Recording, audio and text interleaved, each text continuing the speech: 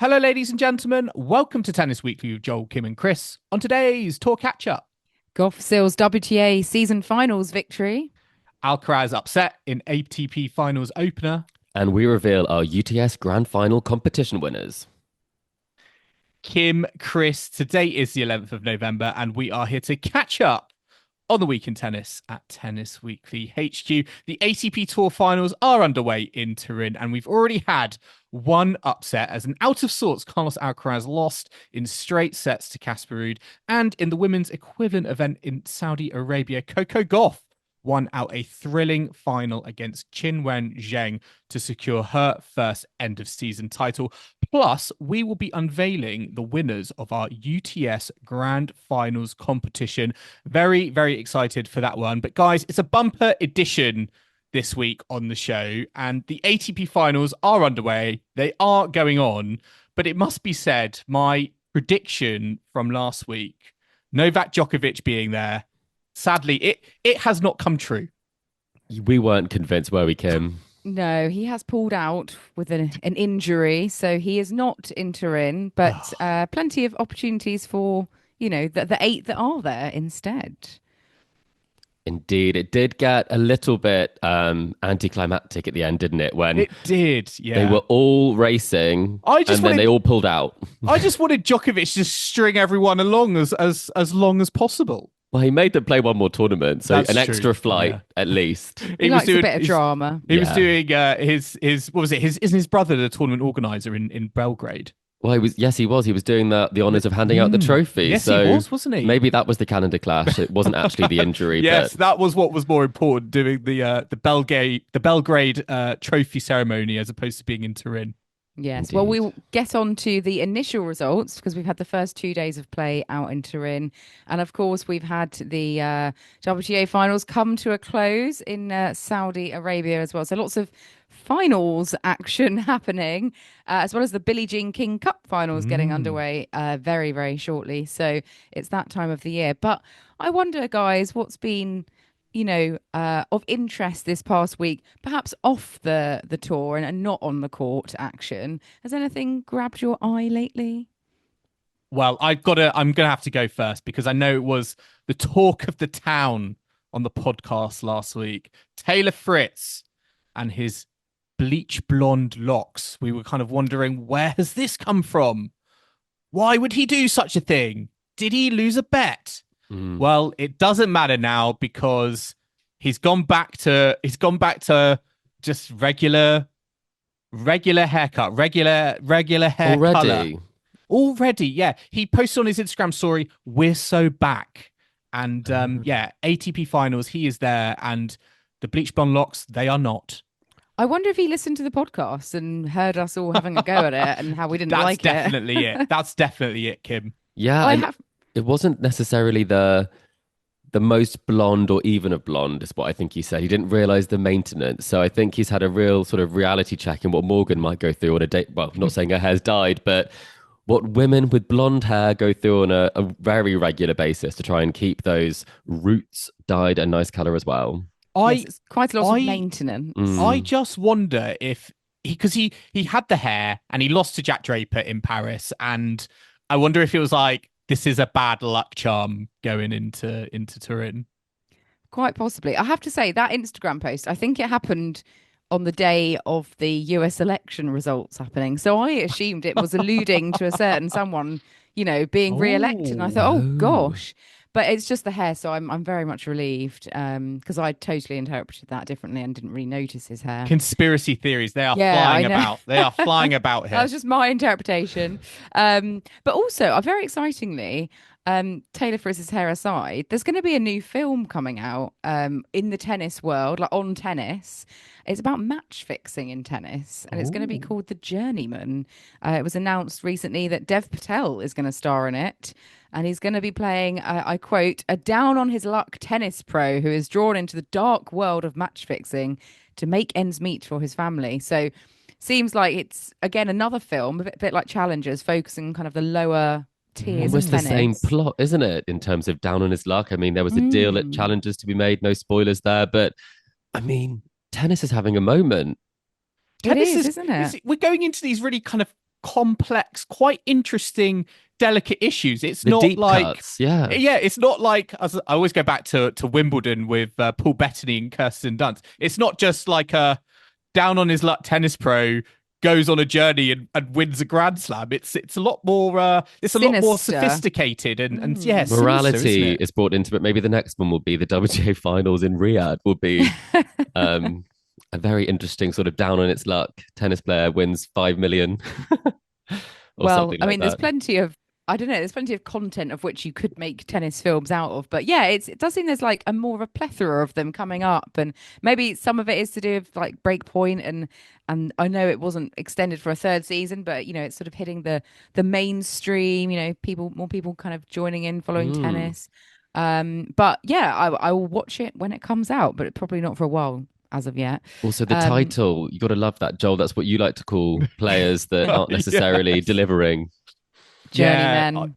Yeah, and interesting, Dev Patel, because I always remember him from Skins, way back in the day. For our American listeners, that might not be as familiar. Actually, yeah, Skins, the UK edition. But he was in, what was he in? He was in Slumdog Millionaire as well. Lion. So, really Lion, good I film saw called him in that as Lion. well. I think he Yeah. was in, was it David Copperfield recently as well?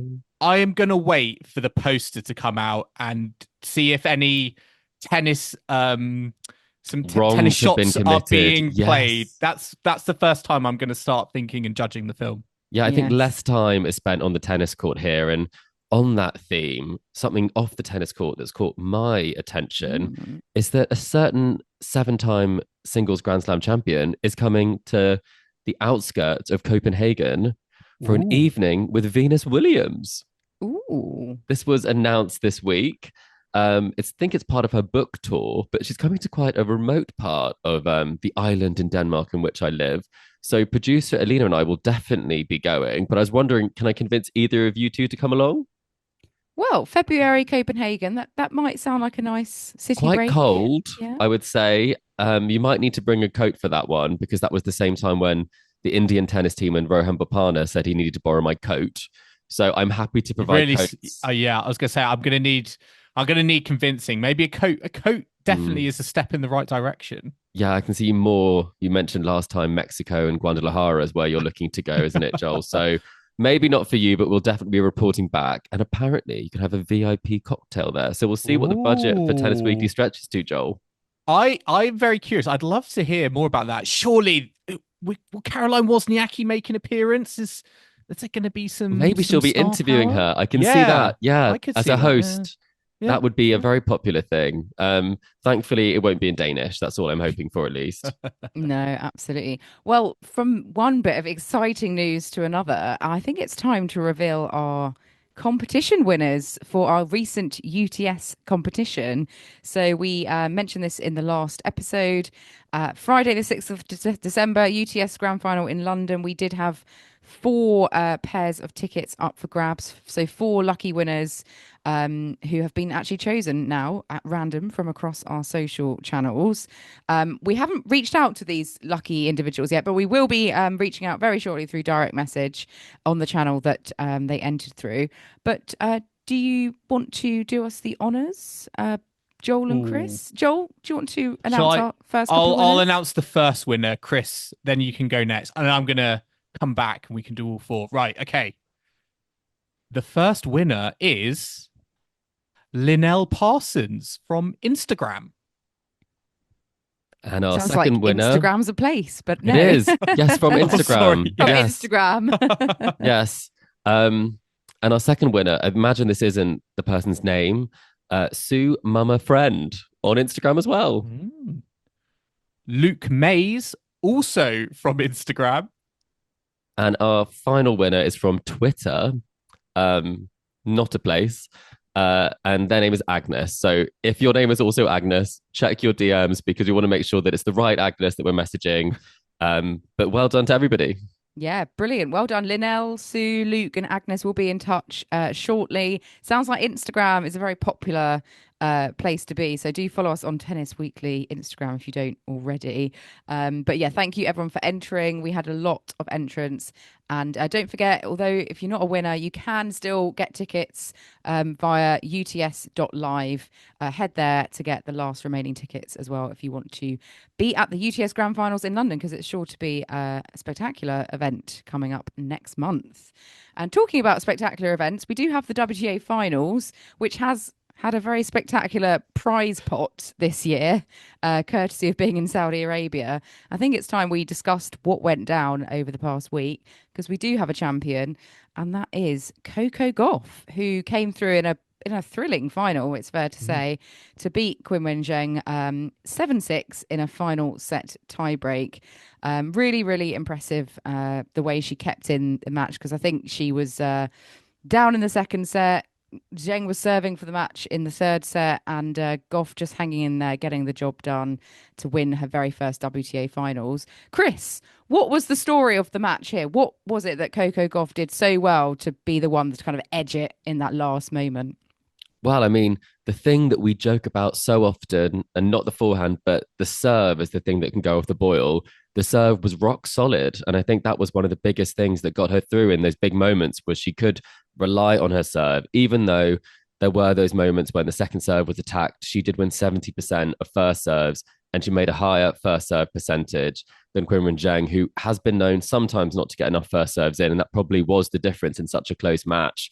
It is about holding serve. There were a lot of break points. They both converted the same number. So it really was about the resilience of Coco Gauff. I think they both really, really wanted it. But it's so interesting to see that Coco was able to come through that, because, as you say, she was down a break.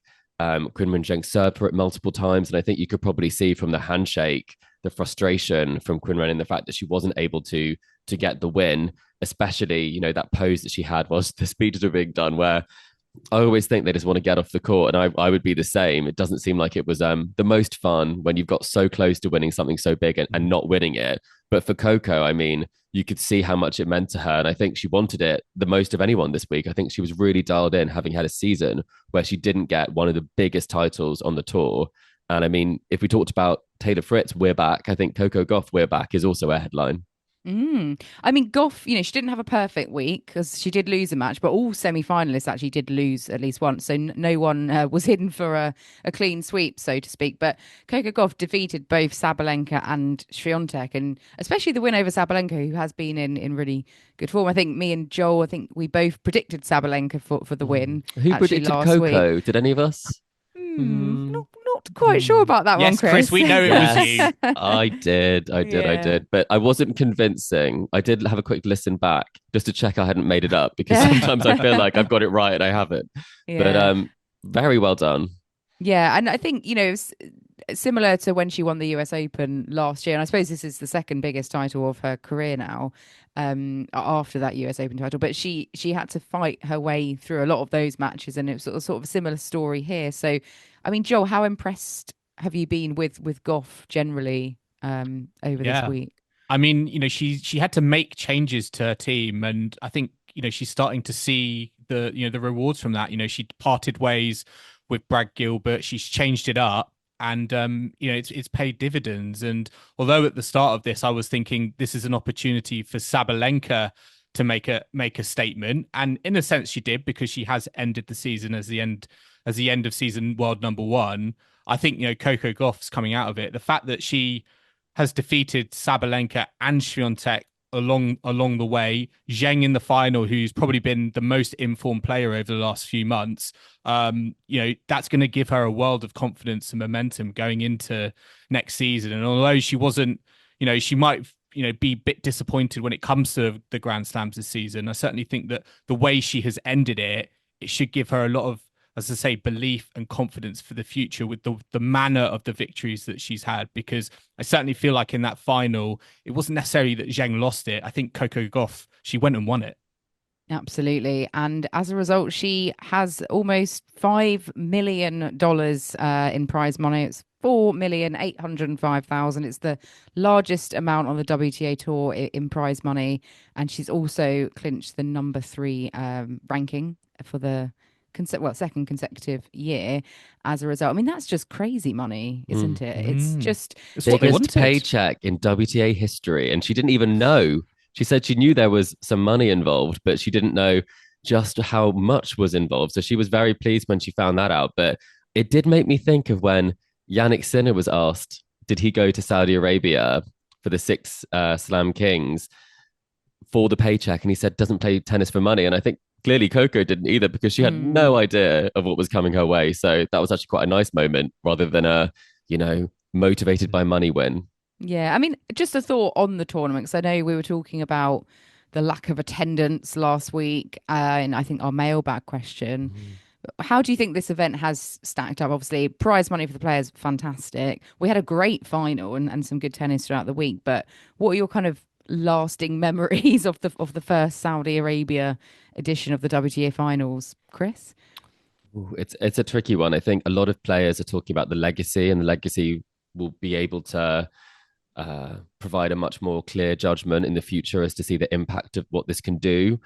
I think it's a little bit naive to think that something could possibly change in a country where inequality is so, it's just not the case.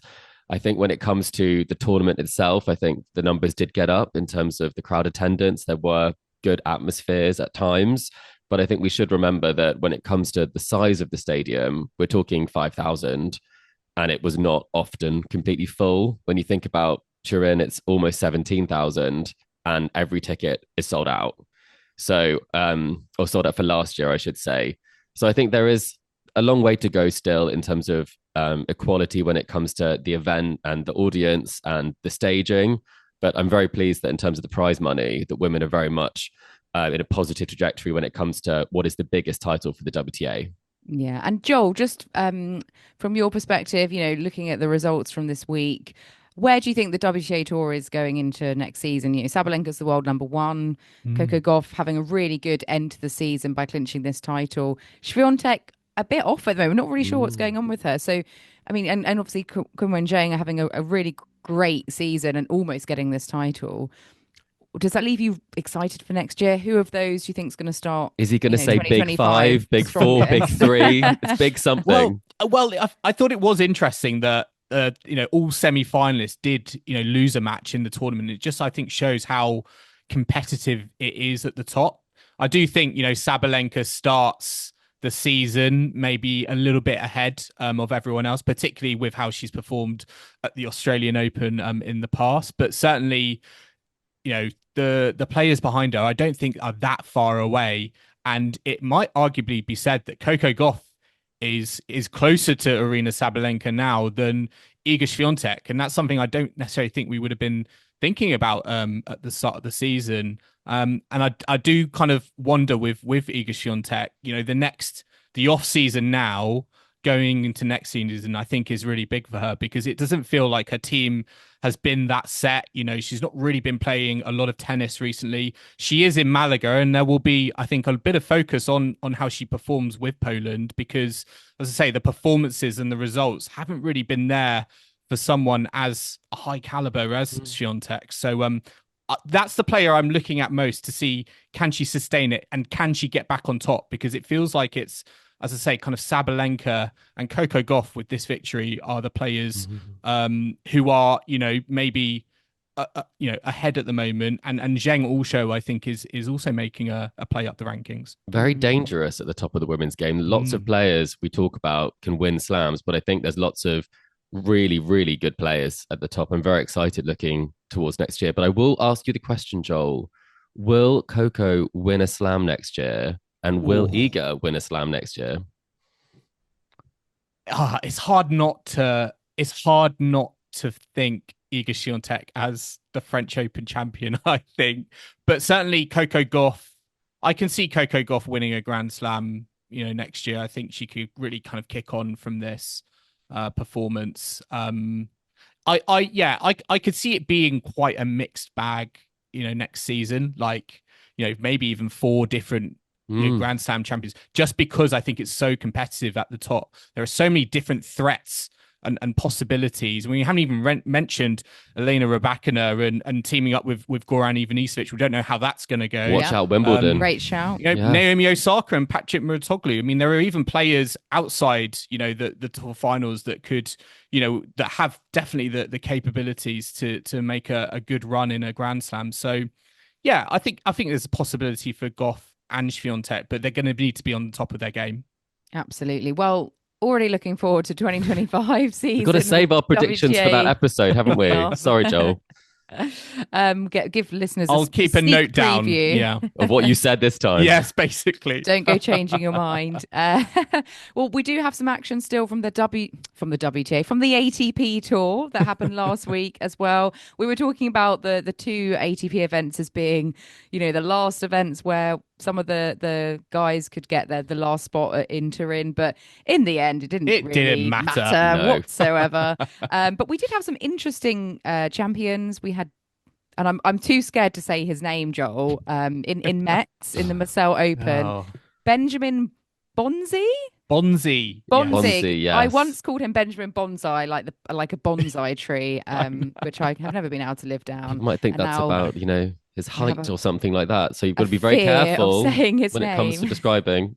I know. And bonsai trees are very nice. So, But Benjamin Bonzi, he did win the Marseille Open, beating Cameron Norrie of Great Britain in the final, 7-6, 6-4. So Benjamin Bonzi of France, so in front of a home crowd, really great for the home fans, and it's his maiden ATP Tour title. What I think is remarkable, he was a qualifier and he's been 0-6 this season on the ATP Tour, so really coming out of seemingly nowhere. But if you look at his recent challenger form, he has had a run of good wins of late on the indoor hard court, so actually perhaps not as surprising as we thought. Joel, what do you think of Bonsai's performance? Bonsai's performance. Bonzi, sorry. Oh, there we go. Bonzi. You were thinking about it too much. I know. A very interesting final, actually, because both these players have had rough, let's be honest, they both had quite rough seasons. And, for both of them, this would have been, looking at a way to end the season, with a trophy, even though not necessarily being one that they would have, as I say, seeing it at the start, would have seen how it panned out. But yeah, for Bonzi, I mean, he's a very good player on an indoor hard court. I think he has a little bit more variety than Cam Norrie, and I think he used that to his advantage on the indoor hard. So a good win for him, and yeah, I mean, he can push up into the top 100, get that automatic entry into Grand Slams, which would be a positive result for him given the season that he's had. You talk about prize money at his level. I think it's a very important motivator. So it's a good result for him. But I can't help but feel with Cam Norrie, where he's been, the level he has played at, that maybe this was a missed opportunity more so. We should also talk very quickly about the fact that this is probably the most Casper Ruud thing of all time. He loses to someone who hasn't won a match this season, it would almost seem, especially in terms of the indoor form, on the ATP Tour, and then he beats Carlos Alcaraz in his next match. So I think that's something quite notable, that Casper was the only player that didn't pull out of the respective tournaments. He actually lost to the champion, Bonzi, on his way to the title. So a very, very positive result for him, given the fact that what's happened in Turin, which we'll talk about a bit later. Yeah, Ruud beating Alcaraz in Turin, but after seemingly quite a poor week in Metz. Had a poor few months. I feel like it's just not 6 months. Yeah, it's been hard to predict, really, isn't it? And then suddenly turns around. But we'll talk about that later, because something going on with Alcaraz, perhaps. But Benjamin Bonzi, he'll be up to I think 78 in the world again, back in the top 100, which will be great for him. Hopefully, going into the Australian Opens and automatic entry, for example. So fantastic, really impressive from him this week. Cam Norrie, though, he's, like you said, had a tough season. So really still getting to the final. Yes, missed opportunity, but I think overall at the business end of this season, probably quite pleased to have got to this stage, ready to kick on going into the off season and the new year. And Absolutely. I think so, definitely. we also had another qualifier winning in Belgrade at the Belgrade Open, also 250 indoor hard court. Qualifier that we are perhaps a bit more familiar with, though, Denis Shapovalov winning the title against a local player, Serbian Hamad Medjedovic, 6-4, 6-4. And this is Shapovalov's second ATP title, his first since 2019. So it's been a long, long time since he's picked up the silverware at the top. And actually, quite surprising, he's only maybe 1-2 ATP titles. I thought maybe he would have got a few more than that when he was, in his promising earlier career. But yeah, do you think this is maybe the start of a resurgence for Shapovalov, or was this, perhaps a one-off week, because he's really been out in the doldrums for a long time, hasn't he, Chris? Oh, it's so tricky. He's a player with so much talent, but so many demons in so many ways, because he is often his own biggest enemy. And I think that's true of a lot of players who have a lot of talent, but don't necessarily make it all the way to the top of the game. He has been, I believe, at number 10 in the world. So this is obviously a situation he's been in before, moving up the rankings. But in terms of the talent level, it's undeniable. I mean, he's had semi-finals at slams. He's pushed Djokovic all the way in some of those kind of deeper rounds at slams. It's so impressive what he can do, but it is also a case where not being able to replicate that on a weekly, almost even an annual basis at this point. So you have to hope that it will be the springboard for more success next year, and maybe a more focused approach. I think when I've seen him play live, he does sometimes give up on things. There's a lot of complaining to his camp, and I think in order to be a top player, you really have to compete as hard as you can for every point, no matter what's going on. But it looks like he was on song this week, because he only dropped one set throughout the week, and that was in the first match that he played. So hopefully he just keeps getting better and better. But it's a shame for some of these players there's no more tournaments for them to enter, because, it would have been a good chance to get some more ranking points before the new season as well. Yeah. Laughed when I read the sort of, synopsis of what had happened, because I wasn't able to catch this final when it was on. Shapovalov referring to Medjedovic as the young guys, and it's Shapovalov himself is only 25 years of age, but yeah, he has been around for so long, and he clearly doesn't feel like he's a spring chicken anymore. And it's just scary how time has passed, and he's had his injury troubles, but he said that he's just happy that he's healthy and back on the court, and ready to kind of keep going with this. So hopefully it will be the start of something. He's back up to 56 in the world, which is better than where he's been for a while. Definitely. Yes, absolutely. And Medjedovic, Joel, any thoughts on him? Not a player that I'm too familiar with, but obviously getting to the final in his home event. The Djokovic protege. Well, yeah, I mean, coming in on a wild card to get to the final, was impressive. I sort of wondered if he ran out of steam a little bit, because he had he came through a final set tiebreak in the semi-finals against Jair, but certainly a decent prospect. But Shapovalov, yeah, we just know his quality. He just hasn't been able to show it consistently enough across, over the last few seasons now. And I think it's nice to see with him that, I think maybe, as I say, he's matured, and actually getting a bit older and having that bit more experience, he can actually translate that maturity onto the court, because I feel like that's been what's kind of holding him back for so long, along with injuries, of course. But yeah, who knows? Maybe this is sort of him pushing back up to some sort of semblance of the form he was in a few years ago. And UTS, actually, that could have been a bit of a springboard. He did play the Frankfurt event, and he's playing the London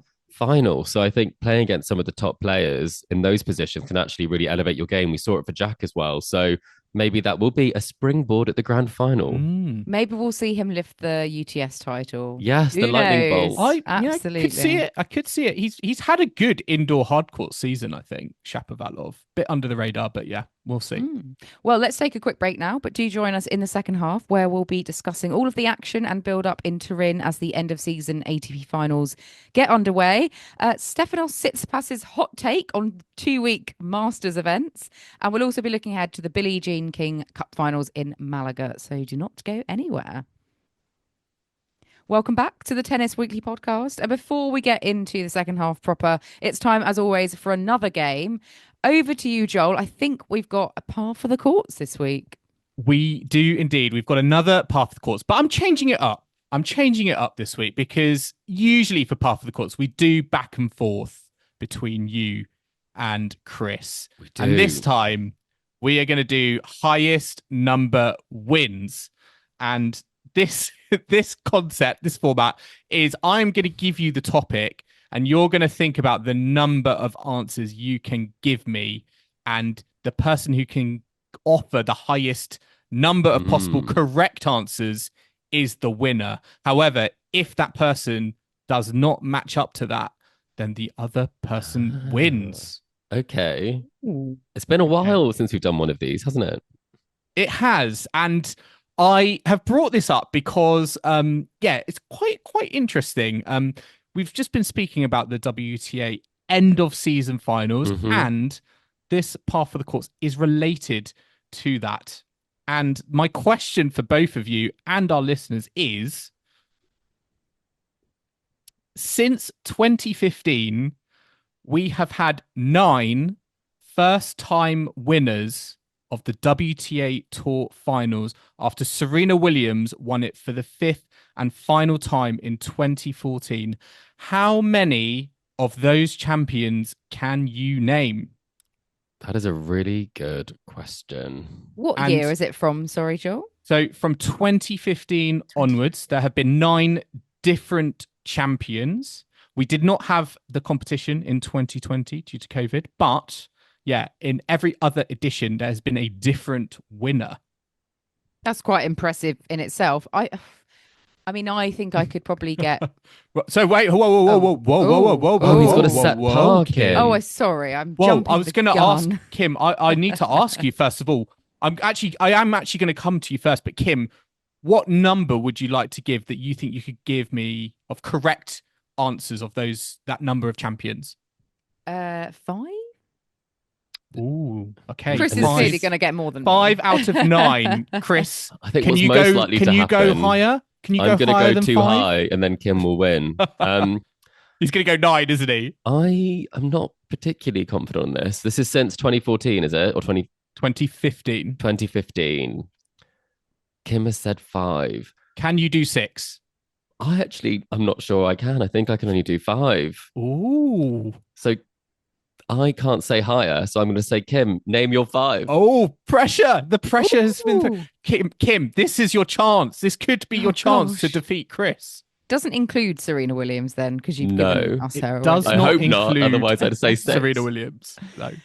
Oh, okay, right. So just to remind you, 5. You need to tell me 5 players who have won the WTA end of season finals since 2015, and there are 9 possible answers. I'm not sure I can get 5. I think I'm on 4. Okay, Ash Barty. Ash Barty is a correct answer. Yes, so that is your one. Imagine Kim. One step along the way. So 1 out of 5, correct. Caroline Garcia. Renaissance. I forgot about the Renaissance. Yes, that is correct. Yes, 2022. Caroline Garcia was the champion. So that's 2. Coco Gauff. Correct. I'd be worried yes. if I didn't know. I was waiting for that. 2024, Coco Gauff, US champion. So already halfway there, Kim. Aryna Sabalenka. Aryna Sabalenka. Oh, Kim, it's an incorrect answer. Oh my gosh. It's an Did you not win it last year? Answer. I just completely got that. Iga won it last year. Oh. Kim, you had it. You had it. Oh, I thought they both won it. Okay. Yes. So over to Chris then to get his 4. Oh, what? Well, I was going to say Muguruza.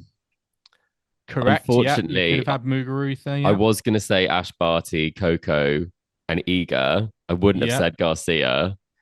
And then I'd have to make a punt on another one. And I have a feeling that Svitolina won it 1 year. That is very good. Yes. Chris, very, very but then good. I have no idea about the rest Interestingly, you've named all of the most recent ones. So as I say, we had It was Coco 10 years Gauff. ago, Joel. That's I know. happened. I know. Coco Dennis Gauff, Shapovalov was only 15 when this happened. Iga Swiatek 2023. Caroline Garcia defeated Aryna Sabalenka in 2022.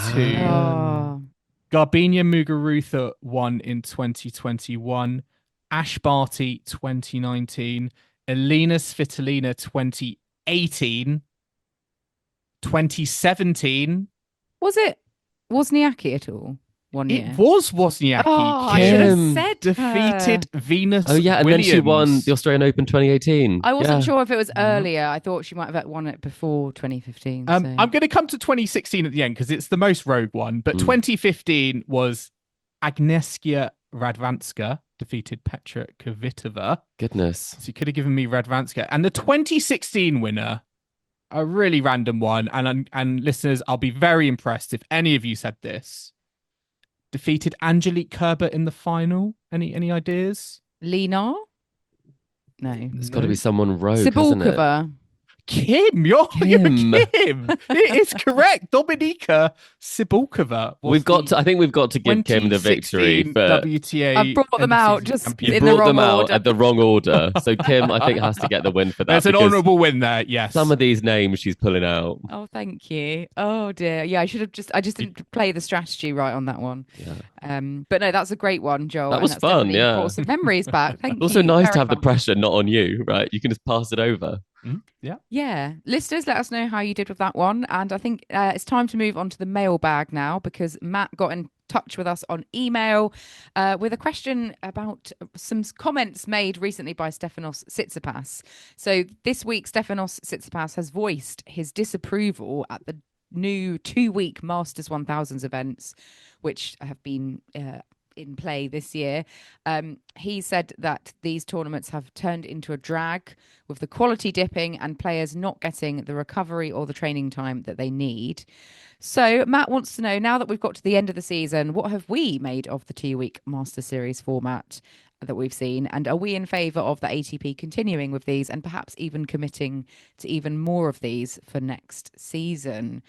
So, yeah, it's quite a question. Thank you very much, Matt, for getting in contact with us. Stefanos Tsitsipas is not a fan. Joel, what do you think? Do you agree with Stefanos? Do you know what? I think it's maybe the first time I do agree with something that he has put on social media. I think seeing the contrast between the 2-week events this year and the 1-week events like we had in Paris, it makes me appreciate the 1-week Masters format even more, because these 2-week events, they just feel like a drag. They feel, I think, from a fan point of view, that they just take too long to get going before we get to sort of some decent matchups that we can be, I think, excited about. I do still think that there are opportunities for it, like with Indian Wells and Miami, but the idea of rolling out this format for absolutely every single Masters event or just increasing that number, to me is something I think the ATP really should be reconsidering, because it doesn't sound like it's something the players want. I'd be curious to see what fans think of it, but I mean, speaking to friends, I'm not sure it's like a universally like it's a universal thing people want to see. And Chris, what do you think? I mean, I probably do agree also. I think they get frightfully dull in the nature of them. I think you have... They become like budget Grand Slams. They do. It really Yeah. kind of diminishes the value of it and the excitement of them. I think going to Rome when it was a 1-weeker was so much fun because there were some of the biggest names in tennis were all over playing tennis in different stadiums, different grounds. It was very, very exciting. And I feel like with this one, all of the big players get put on the big courts. And then because you don't have enough players to really spread around, it becomes a very drawn out affair. And I think if I was booking a ticket to a Masters for next year, I'd be going to Monte Carlo, because I think as it stands, that's the only Masters. Will it be the only And Masters? Paris. Oh, and Paris Paris is 1 week. Yeah. Yeah, Paris, which would be 1 week as well. Because it does just go on and on. And I mean, not just because we're called Tennis Weekly, we're not called Tennis 2 Weekly, which also makes it a bit difficult for us, doesn't it, as well? The But scheduling has been a nightmare for those yeah, events. but in the defense of this, I do think that maybe the ATP do need to listen to the players. But what the ATP chairman has said is that the expansion of these events increases the financial opportunities for more players and enhanced recovery time. So that does kind of make me think that maybe there's some sort of broken feedback loop there, because I've heard Jack Draper not speak very positively about this. I've also heard it when it comes to the WTA with Iga Swiatek and Caroline Garcia talking about this constant grind. There are this many commitments you have to make. And when tournaments are mandatory, that's actually quite a lot of your season that's mandatory now, at the expense of some smaller tournaments as well. So I think it's a lose-lose in many situations, but I do understand if you're a fan and it gives more days for you to get tickets, and these tickets do quite often sell out. So it's a hard one to call, but if it's player experience and my personal view, I can't really get on board with it.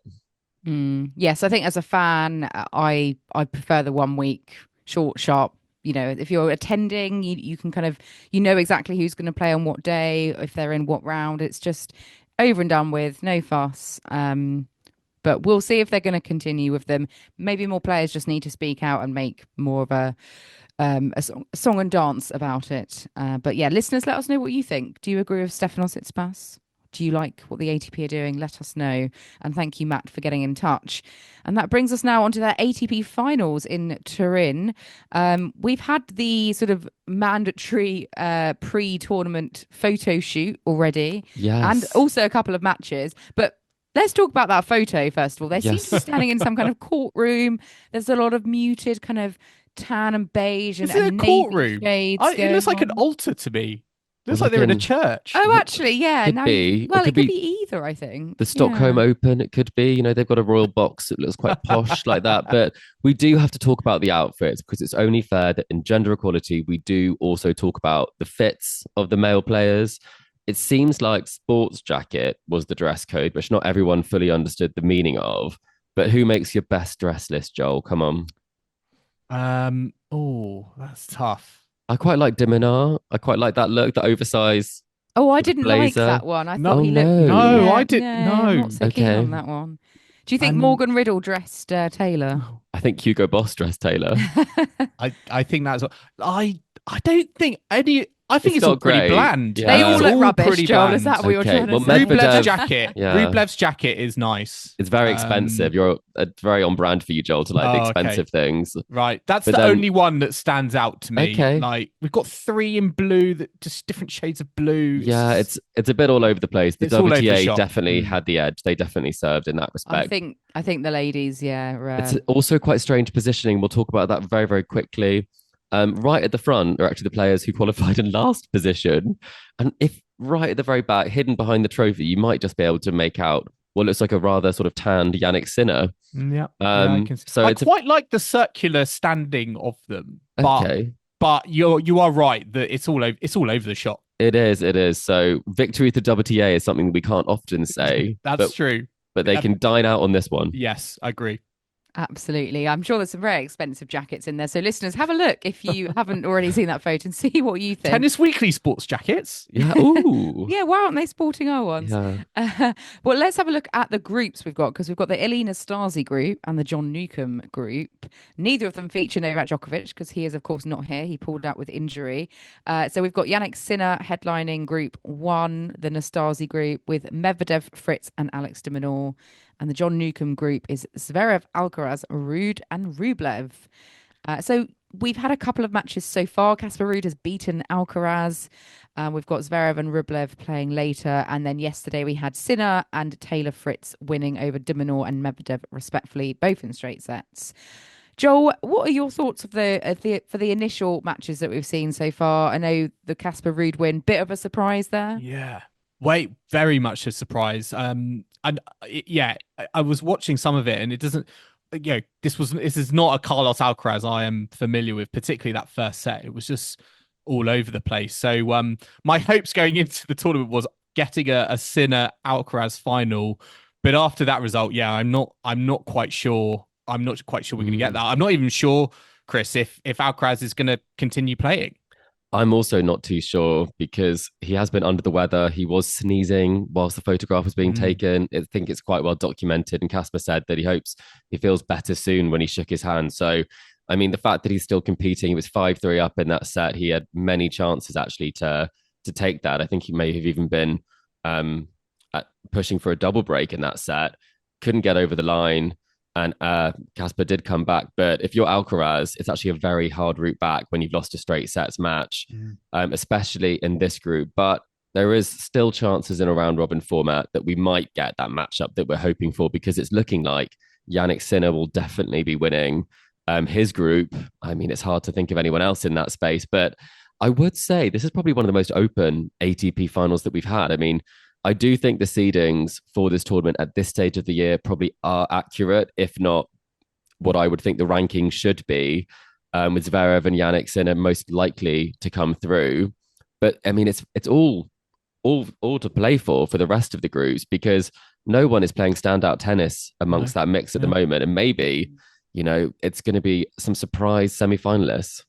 Right, let's make some predictions then. So I want a final I was on the four. fence, Kim. I want a final four and then a final and a winner from each of you. I will go first if you would like some more time to think. Yes, please. I'm going to have Sinner, Zverev, Medvedev and Ruud in my final four. I know Medvedev has lost already, but I think he's going to come back. And then I'm going to have a final of Sinner with Zverev, with Sinner winning. Going with the seedings. Okay. Going with the seedings, sorry. Joel, let's have yours, please. I've got to go, I think Sinner, Fritz from the Nastasi group, and I'm going to say Zverev and Rublev. Okay. I'm just going on a hunch there. But I see my final. It's hard to not look past Zverev in that group, and I know we've already written off Carlos Alcaraz. I'm going to go Sinner, Rublev. No, Sinner, Fritz final. Sinner, Fritz final. A repeat of what we've... Oh, no, we haven't seen them play yet, but they are in the same group. And Chris, finally yours. Well, Joel does love to pick people from the same group. Same group, yeah. You did that, yeah. Definitely did that last week. It can happen indeed. It nearly happened last week for the WTA, but maybe it'll happen this week. I think big serves are going to be the thing that gets it done, and big hitting. So I think that Zverev has been serving so well. Unfortunately, I do think there's a high chance he might come away with the title, but I think him and Casper might get through. I think Rublev hasn't always had the best run at the ATP finals. And I think from a serving perspective, I think Taylor Fritz just has that bigger weapon than Alex de Minaur. It's a tough surface for him as well, in the same way it is for Alcaraz. So my semi-finalists would be Sinner, Fritz, Zverev and Ruud. And I think probably it's going to be Zverev, Sinner would be most likely. And I'll go for something a bit different. I'll say Zverev's going to take it. He's already won 2 indoor titles at the ATP finals. I think he might add to the collection. Well, again, listeners, let us know what your thoughts are, because we all kind of no one consistent really. there. We don't know, do we? We've got no idea. Not convinced by the outfits, maybe not convinced by the tennis either. But let's have a look now at the Billie Jean King Cup, because that gets underway on Wednesday with Spain versus Poland kicking off proceedings in the evening slot. Team GB are there. They're playing on Friday against Germany. And whole host of teams in action. Like you said, Iga Swiatek as well for Poland. So very exciting, because this kind of ends and then Davis Cup carries on. So it's all happening in Malaga over the next kind of 10 days, 2 weeks or so. I mean, let's talk about Great Britain, because we are there for the women, not for the men. So how do you think we're going to fare, first of all? Friday against Germany. Joel? Oh, you know what? I'm feeling relatively confident, actually, because of the way that, for example, Katie Boulter has ended her season. I do think Germany is an opportunity. I don't necessarily think that's a foregone conclusion. So, I think we're in pretty good shape. I think we could notch a win, but I think semi-finals would be a good result for us, I think.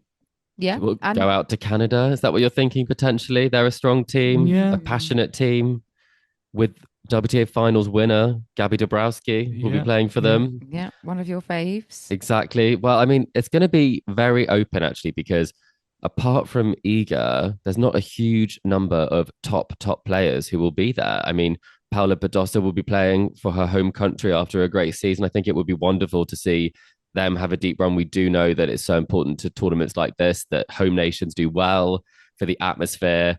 So I'd love to see a deep run there. But I mean, these are always entertaining events, and anybody who is in Malaga at this time, I would definitely say it's worth going to see, because It's tennis like no other. It's always very, very entertaining, and people really are leaving everything on the line. Yeah. Who do you think is going to come away with the title? Let's have a final and a winner from every Ooh. one of us. Chris, who's I clinching this one? I think we'll be a bit surprised. I don't think it's going to be one of the favorites like the USA. I'm going to go for, I don't know if this is possible, but it won't be possible. They have to play too early potentially, but maybe Italy or Spain. I think there'll be a tough one for Iga to come through against Spain potentially. But if Lynette's playing, if Iga's playing, Mm. one of those two, I'm on the fence again. Okay. Joel? I'm gonna go USA. USA to take it home. I think Danielle Collins is playing. Yeah. Yes, she is. It's so tough to know. Pegula's not playing or Goff. I'm gonna go with USA, but Spain are going to be a very tough nut to crack, I think, at home. Mm. Yeah, I think Canada maybe Defending doing well champs, again. yeah. And Spain, I think, with the home crowd. It's quite close to call. I mean, obviously, I hope the Team GB British girls, do the business. Wouldn't it be fantastic if they got, deep into the It tournament? would be as well? amazing. And hopefully Emma's playing and playing well. I believe that she is playing at this moment in time. So that's a strong 1 and 2. And then with Dart in the doubles with Watson, it's as good a chance as we're ever going to have. Yeah, we unfortunately aren't able to attend this year, but there will, I'm sure, be a lot of Brits in the crowd as well, with it being quite an easy place for Brits to get to, especially those who are already residing on the southern Like coast Novak of Spain. Djokovic. Yeah, Novak Djokovic will be Not quite a Brit, obviously, but cheering Katie Boulter on. yes, he will be. Just straight from Belgrade to the GB game. Right next to Alex de Minaur. Yeah. Well, I think that brings us to a close for this week. But we'll be back to round up all of the action from the various finals going on next week. Yes, listeners, I hope you've enjoyed our latest episode of the Tennis Weekly podcast. Remember to subscribe to us to stay up to date on all the action to come as we reach the conclusion on the ATP and WTA tours. We are on Apple Podcasts, Spotify, YouTube, and all major podcasting platforms out there. So if you like what you're hearing, then make sure to leave us a rating and review on Apple Podcasts or Spotify, as well as a like and a subscribe to us on YouTube.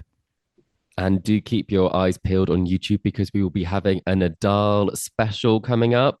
So make sure that you're subscribed and hit that notification bell so you do not miss that, because that is one you would want to see.